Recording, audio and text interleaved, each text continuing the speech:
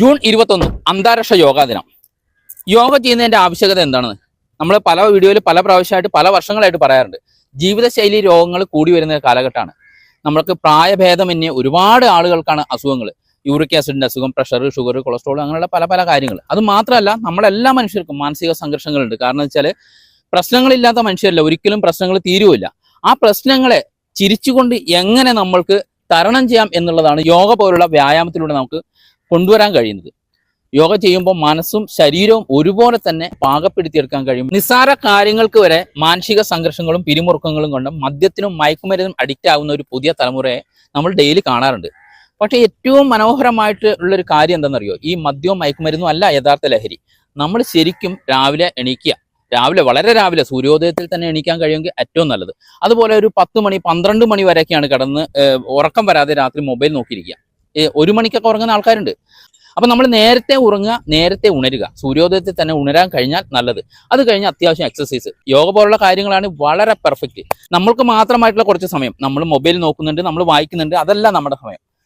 മൊബൈലോ അല്ലെങ്കിൽ മറ്റുള്ള കാര്യങ്ങളെല്ലാം മാറ്റിവെച്ച് മാനസികമായിട്ട് ഉല്ലാസം കിട്ടുന്ന കുറച്ച് നേരത്തെ മെഡിറ്റേഷൻ ബ്രെയിനിന് കൊടുക്കാൻ പറ്റുന്ന ഏറ്റവും നല്ല എക്സസൈസ് ആണ്. അതുപോലെ തന്നെ ശ്വാസകോശത്തിന് കൊടുക്കാൻ പറ്റുന്ന ഏറ്റവും നല്ല എക്സസൈസ്, നമ്മുടെ മൈൻഡ് ക്ലിയർ ആവുന്ന ഏറ്റവും വലിയ കാര്യങ്ങളാണ് ഈ മെഡിറ്റേഷൻ എന്നൊക്കെ പറയുന്നത്.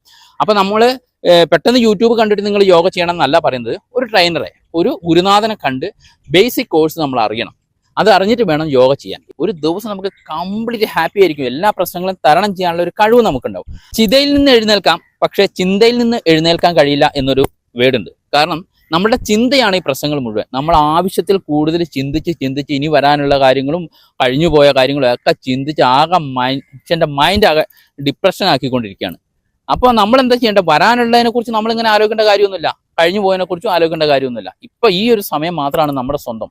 അപ്പോൾ അതിനെക്കുറിച്ച് കറക്റ്റായിട്ട് ചിന്തിക്കുക. ഈ ഓവർ തിങ്കിങ് എന്ന് പറയുന്നത് നമ്മൾ ശരിക്കും യോഗ പോലുള്ള കാര്യങ്ങൾ ചെയ്യുമ്പോൾ മെഡിറ്റേഷനിലൂടെ ഒക്കെ മാറ്റിയെടുക്കാവുന്ന കാര്യങ്ങളാണ്. വ്യായാമം മാത്രം ചെയ്താൽ പോരാ, അതോടൊപ്പം തന്നെ നമ്മൾ ഭക്ഷണം നിയന്ത്രിക്കുകയും കൂടെ ചെയ്യണം. അമിതമായി ഭക്ഷണം കഴിക്കാനും പാടില്ല, എന്നാൽ ഒട്ടും കുറയ്ക്കാനും പാടില്ല.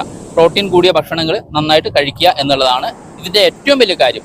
എപ്പോഴും ഒരു അര വയറ് ബാക്കിയിടണം. പഴയ കാരണവന്മാരൊക്കെ പറയാറില്ലേ? ഇത്തരത്തിൽ ഭക്ഷണം നിയന്ത്രിക്കും യോഗയൊക്കെ ചെയ്യുകയാണെങ്കിൽ നല്ല ആരോഗ്യമുള്ള ഒരു മനസ്സും ശരീരവും നമുക്ക് ഉണ്ടാക്കിയെടുക്കാൻ കഴിയും. അപ്പൊ ഇതുവരെ യോഗയോ അല്ലെങ്കിൽ മറ്റ് എക്സസൈസോ ഒന്നും ചെയ്യാത്തവരാണെങ്കിൽ ഇന്ന് തന്നെ സ്റ്റാർട്ട് ചെയ്തോളുക. ആരോഗ്യ സമ്പുഷ്ടമായ ആരോഗ്യപരമായിട്ടുള്ള ഒരു പുതുതലമുറയെ നമ്മൾക്ക് ഒരുമിച്ച് വളർത്തിയെടുക്കാം. ഞാനും നിങ്ങളും ഒക്കെ അതിൽ ഉൾപ്പെടുന്ന ആളുകളാണ്. അപ്പൊ നമ്മുടെ പുതുതലമുറയ്ക്ക് നല്ല നല്ല സന്ദേശങ്ങൾ കൊടുത്ത് നല്ല നല്ല കാര്യങ്ങൾ കാണിച്ചു കൊടുത്ത് അവരെ കൈപിടിച്ച് ഉയർത്തേണ്ടത് നമ്മൾ ഓരോരുത്തരുമാണ്. അപ്പൊ കൂടെ ഉണ്ടാവൂലേ? അപ്പൊ എല്ലാവർക്കും യോഗാ ദിന ആശംസകൾ.